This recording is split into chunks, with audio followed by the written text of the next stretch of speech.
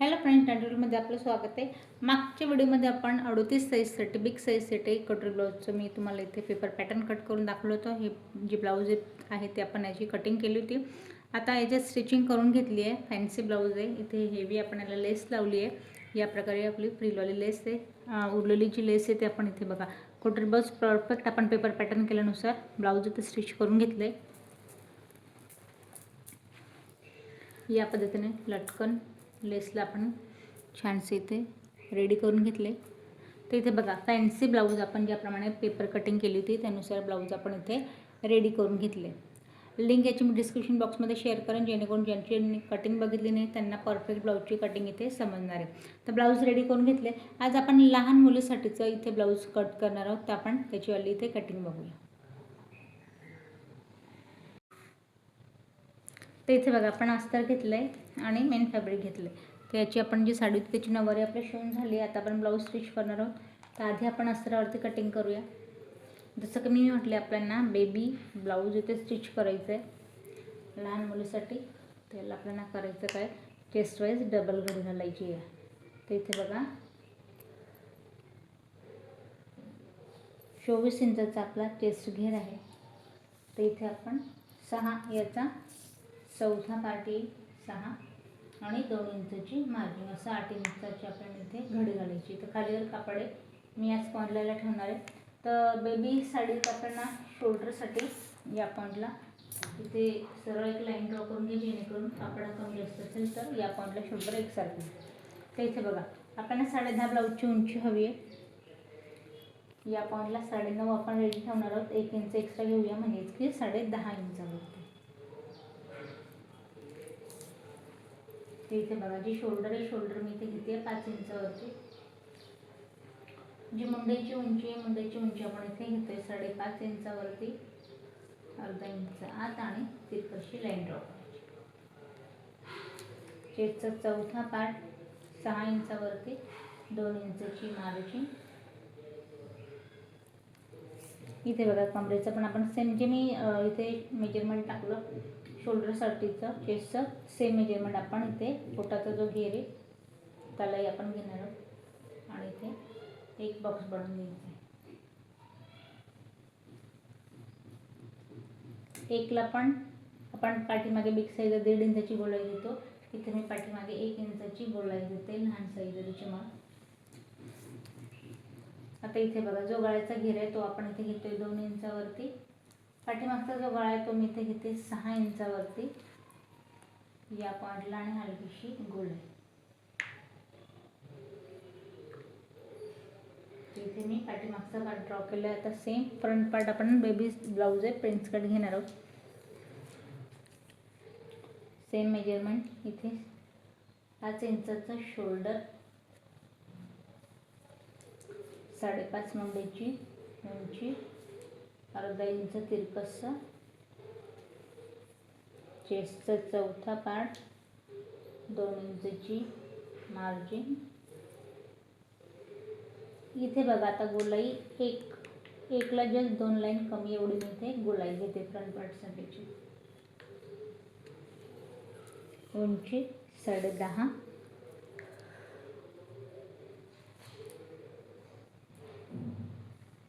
आता यात बघा जेवढं चेस्टसाठी आपण वरती मेजरमेंट घेतलं होतं तेवढं मी ते सेम घेतलं आहे. प्लस आपल्याला प्रिन्स कटचा इथे आता खाली आकार द्यायचा आहे, टक्स टाकायचा आहे. बेबी प्रिन्स कट आहे त्याच्यामुळे जास्त आपण याला टक्स न घेता मी या पॉईंटला एक बघा 1 आणि जस्ट 2 लाईन म्हणजे 1.25 इंचाचा आपण इथे टक्स घेतो आहे. इथे 1 इंचचा अर्धा इंच टक्ससाठी फक्त एवढा आपल्याला वाढवायचा आहे आणि इथे मी एक्स्ट्रा घेतला. आता याचा टक्स कसा घ्यायचा आहे, या पॉईंटपासून बघा ही जी आपली बंद बाजू आहे या पॉईंटपासून आपल्याला इथे 2.5 इंच या पॉईंटला पुढे आपल्याला टक्स घ्यायचं आहे. तर टक्स कसा घ्यायचा, जो मी 1.25 इंच वाढवला 1 आणि जस्ट 2 एवढा मी इथे टक्स घेते. याचा सेंट्रल पॉईंट घ्यायचा आहे आणि उभा टक्स इथून मी 2.5 इंचावरती घेते.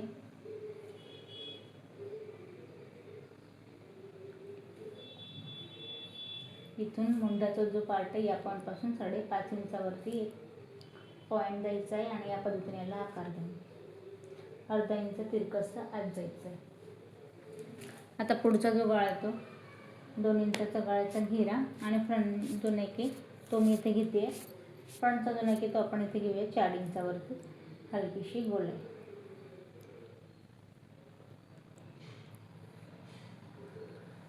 ते इथे बघा आता हा पाठीमागचा पार्ट, हा पुढचा पार्ट आपला ड्रॉ करून झाला, याला आपण कट करून घेऊया.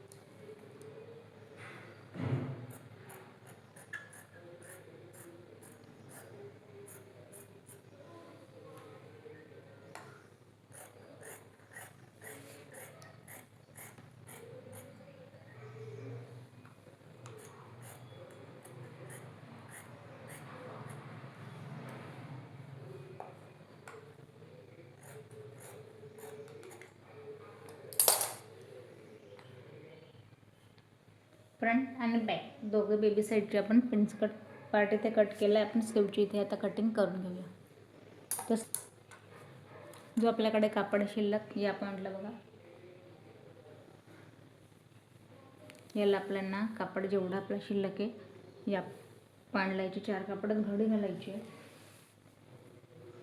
हा जो एक्स्ट्रा पार्ट आहे हा आपण कट करून घेऊया.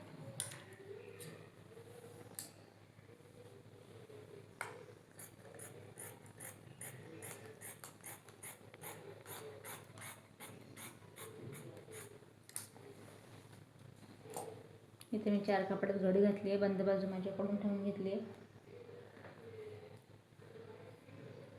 तर इथे बघा आता बंद बाजूपासून आपण स्लीवची उंची टाकायची आहे. तर जी उंची आहे त्यात आपण 1 इंच घ्यायचं आहे एक्स्ट्रा. तर इथे बघा आपल्याला स्लीव जी आहे ती 4 इंचची हवी, तर इथे मी 1 इंच एक्स्ट्रा म्हणजेच की 5 इंचावरती घेते. आता बघा दंड घेर जो आहे तो आहे 4 इंचाचा, 8 इंचाचा 4 याचा निमा पार्ट. इथून पुढे 1.5 इंचची मार्जिन. इथे एक सरळ लाईन ड्रॉ करून घेऊया आणि काखेतलं मेजरमेंट टाकायचं आहे लहान साईजसाठी 2.5 इंचावरती. आणि इथून आपल्याला मुंड्याची गोलाई घ्यायची. मुंड्याची गोलाई या पॉईंटला 6.5 इंचावरती आणि इथून पुढे 1.5 इंचची मार्जिन हलकीशी घ्यायची आहे. या पद्धतीने स्लीवचा आकार देऊन घ्यायचा आहे. नॉर्मल स्लीव आपली कट झाली. जी फ्रंटची गोलाई देतो तर आपल्याला आधी कट करून घेऊया, मग ओपन करून आपण फ्रंटची गोलाई देऊ.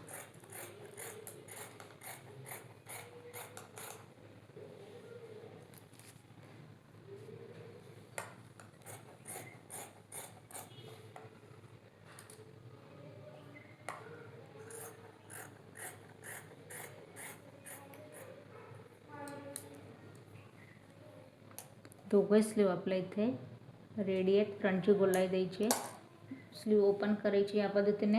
आणि याचा जो आपण स्लीव आणि फायनल जे आपण इथे एक्स्ट्रा जे घेतले मार्जिन त्याचं न घेता याचा सेंट्रल पॉईंट घ्यायचा आहे.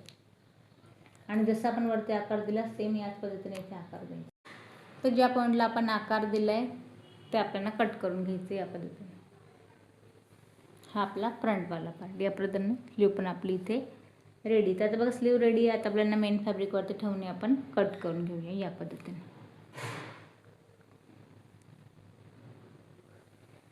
तर मेन फॅब्रिकवरती जसं आपण ब्लाऊज कट केलं असतं ते आपल्याला हा माझ्याकडे मेन फॅब्रिकचा तुकडा याच्यावरती ठेवायचा आणि आपण कट करून घेऊया. तर इथे काठावाला पार्ट आहे, सिंगल स्लीव आपण इथे ठेवायची आहे. आणि या पद्धतीने जेवढे कुठल्याही प्रकारचं एक्स्ट्रा न घेता या पॉईंटला आपल्याला ब्लाऊजचं जो मेन फॅब्रिक आहे ते कट करून घ्यायचं. तर मी पूर्ण ब्लाऊज या पद्धतीने कट करून घेते आणि ब्लाऊज इथे आपण कंप्लीट करूया.